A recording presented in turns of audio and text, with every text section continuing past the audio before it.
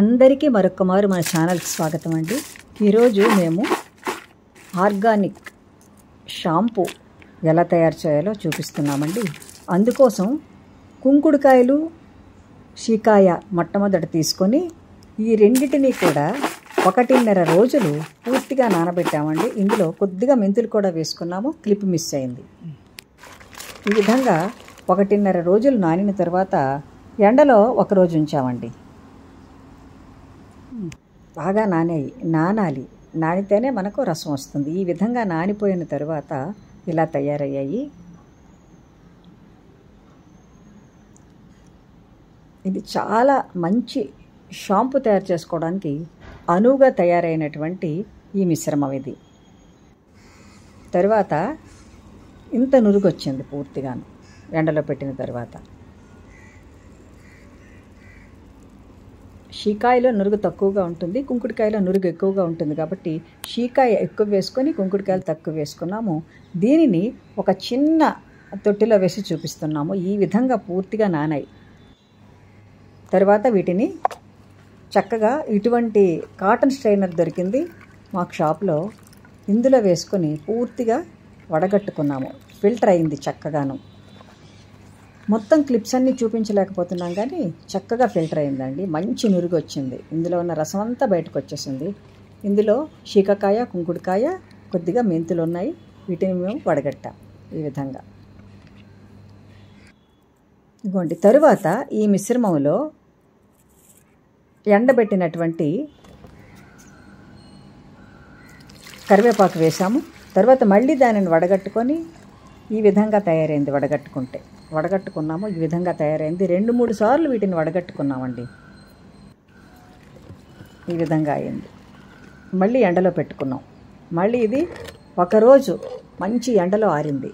మొత్తం ఈ షాంపూని అంతటినీ కూడా ఎండబెట్టే తయారు చేసుకున్నాం. దీనివల్ల హెయిర్కి మంచి పోషకాలు అందుతాయి.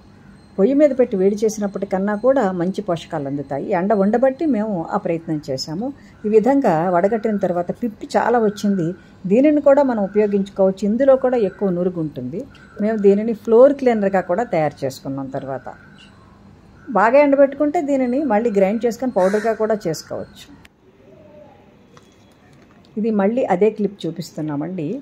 తర్వాత ఇందులో మేము ఆర్గానిక్ గుంటకలగర పౌడర్ వేసుకున్నాం. ప్యూర్ ఆర్గానిక్ షాప్లో తీసుకున్నామండి. ఇది గుంటకలగర చూర్ణం అండి. ఇది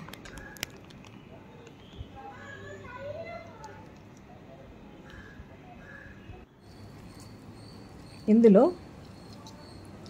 ఈ రసంలో గుంటకలగర చూర్ణం వేసి కలిపిన తర్వాత నిమ్మకాయలను కూడా వేసి పిండుకున్నాం. తర్వాత నిమ్మ డిప్పలను కూడా ఇందులో వేసేసాం. ఇది కొంత నాని మళ్ళీ ఎండలో పెట్టిన తర్వాత మొత్తం దీనిలో ఉన్నటువంటి సారమంతా కూడా ఇందులో దిగుతుంది. ఇది జుట్టుకి ఎంతో ఉపయోగంగా ఉంటుంది. మళ్ళీ ఈ క్లిప్ పాతది చూపించామండి. ఏంటంటే ఆర్గానిక్ భృంగరాజ్ పౌడర్ వేసాం కదా, అది. ఇందులో మరికొన్ని మెంతులు కూడా మేము వేసుకున్నాం.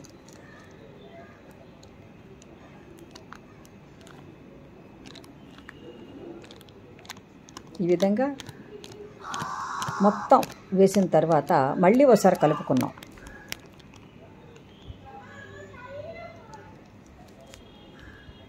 తర్వాత ఇందులో ఉసిరి పొడి, ఆమ్ల చూర్ణం కూడా వేసి కలుపుకున్నాం. ఇది కూడా హెయిర్కి బాగా ఉపయోగపడుతుంది. ఇదంతా కూడా ఈ ప్రాసెస్ అంతా కూడా ఎండలో పెట్టే చేసుకున్నాం.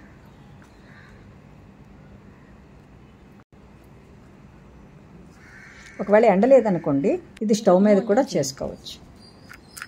తర్వాత కొద్దిగా కర్పూరం తీసుకొని ఇందులో వేసుకున్నాం. కర్పూరం కూడా జుట్టుకు మంచి ఉపయోగకారిగా ఉంటుంది.